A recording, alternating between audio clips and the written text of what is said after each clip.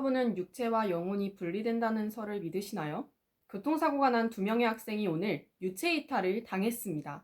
육체에서 빠져나온 이 두 영혼들은 사흘 안에 본인의 육체로 돌아가지 못하면 영혼 사냥꾼에게 잡혀가 세상에 남은 육체는 평생을 영혼 없이 살아가게 됩니다.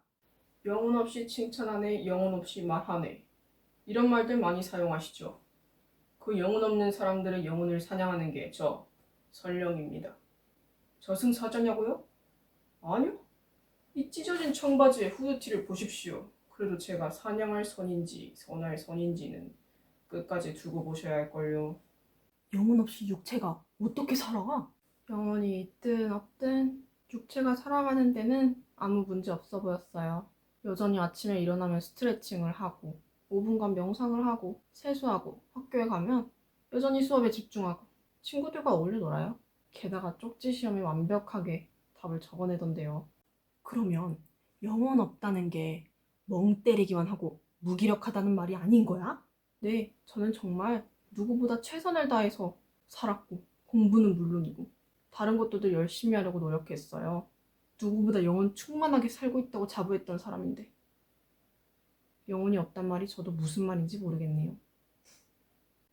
뭐 아무튼 영혼이 어쩌고 저쩌고 한 건 그렇다 치고 얼른 육체를 찾아서 그냥 들어가면 되잖아. 그랬으면 좋겠지만 전 지금 육체가 보이는데도 들어가지 못하고 있어요. 결계가 있거든요.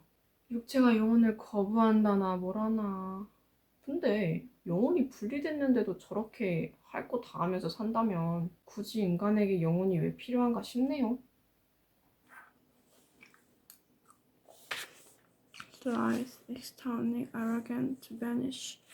Beyond a certain doubt, but could elaborate. 지금 단어가 눈에 들어와?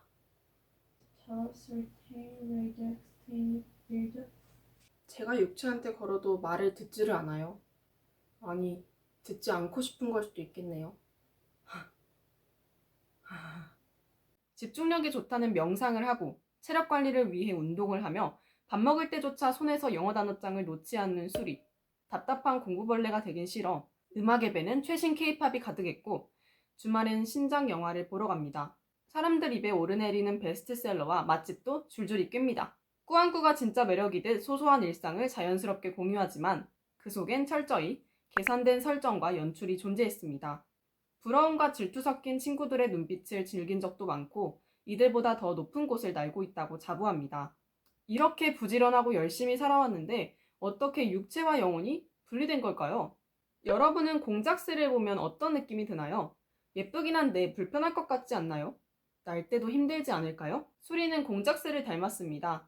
자신이 원하는 모든 것을 손에 넣기 위해 하루하루 최선을 다하고 자신에게 하나하나의 장식을 붙입니다. 결국 수리는 본인의 꼬리에 너무 많은 것을 붙여놓은 것 같다는 생각을 하게 됩니다. 일상의 연출과 편집이 핸드폰으로 찍은 영상과 사진에만 해당이 될까요? 어쩌면 수리의 육체가 영혼이 들어오지 못하게 막는 이유는 육체가 인생을 거짓말로 꾸며내고 싶었기 때문인지도 모릅니다. 영혼이란 나의 내면에서 외치는 소리라고 생각합니다. 이런저런 욕구와 감성에서 나오는 어떤 것. 그러나 현실을 맞닥뜨리며 자꾸만 한계치를 정하고 남의 시선을 생각하고 남이 동경하는 어떤 목표를 본인의 목표로 잡는 것. 그러면서 본인을 속이며 인생을 연출하는 것. 내면의 소리를 무시하고 영혼의 소리를 무시하고 사는 것. 영혼이 없다는 것을 그렇게 해석해 봤습니다. 생각할수록 웃기지 않냐? 다른 사람한텐 너그러우면서 정작 나한텐 왜 그렇게 엄격한 잣대를 들이댔을까? 뭐든지 잘해야 하고 완벽해야 하고 그런데도 성을 차지 않고 너를 끝까지 인정 안 한 건 결국 나였네. 너 정말 괜찮은 아인데. 미안하다 한수리. 원래 한수리는 삶의 의미는 생각하는 것이 아니라 만들어 가야 하는 것. 눈에 보이는 결과를 쌓아 올리고 손에 잡히는 성취를 얻어내는 것. 그 밖의 것들은 나중에 고민해도 늦지 않다는 생각을 가지고 있었습니다. 하지만 유체 이탈 후 나중은 정확히 언제일까? 쌓아 올릴 수도 붙잡을 수도 없는 시간들을 참 가볍게 여겼구나. 눈에 보이는 게 전부는 아닐 텐데 라는 성찰을 하게 됩니다. 영혼 없이 사는 게 어때서? 훨씬 더 편하지 않을까? 뭐든 깊게 생각할 필요 없이 주어진 삶에 순응하면 되니까 나쁘지 않을 것 같아.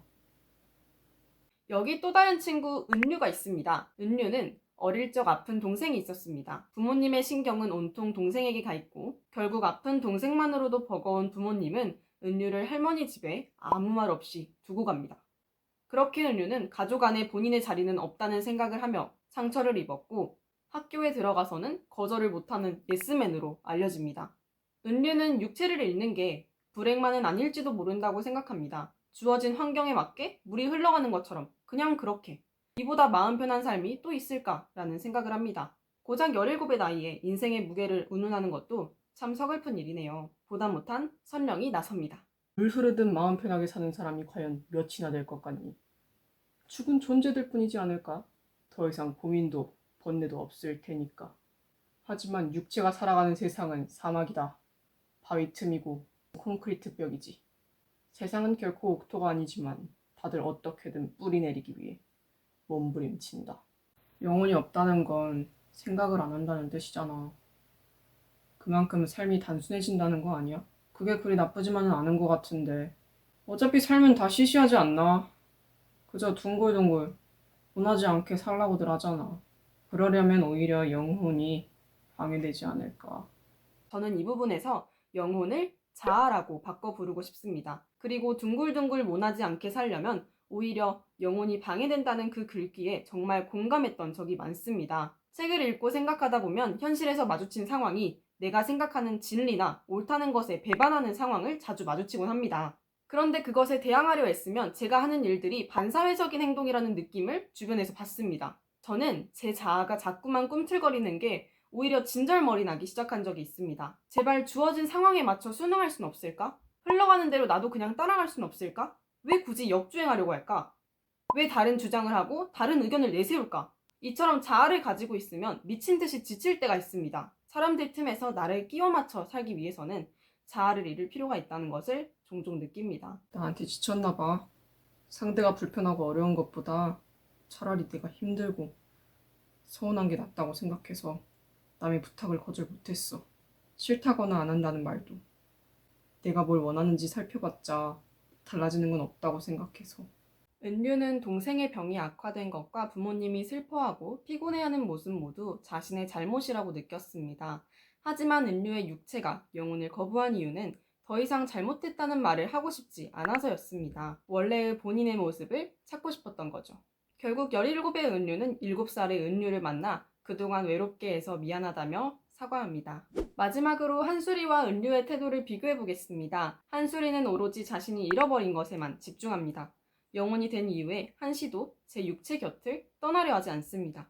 반면에 은류는 자신이 잃어버린 것들을 애써 외면하고 제 육체 근처에도 가지 않으려 합니다. 수리는 거짓을 보태서 본인을 꾸며내고 은류는 본인을 감추었는데 이 부분에서 공통점은 자기 자신에게 솔직하지 않았다는 것입니다. 영혼을 사냥당하고 싶지 않다면 잠시 스마트폰을 뒤로 하고 혼자만의 공간에서 본인과의 대화를 해보시기 바랍니다.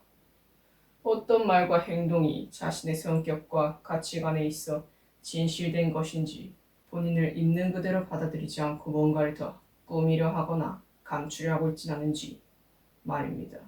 이렇게 치열한 방황과 탐색 끝에 한수리와 은류의 영혼들은 육체로 다시 돌아가게 됩니다. 나의 근황은 한때의 방황이고 나의 방황은 유일한 정황이다. 제가 정말 좋아하는 시구입니다. 방황이 유일한 정황이라니 뭔가 치열하고 멋있지 않나요?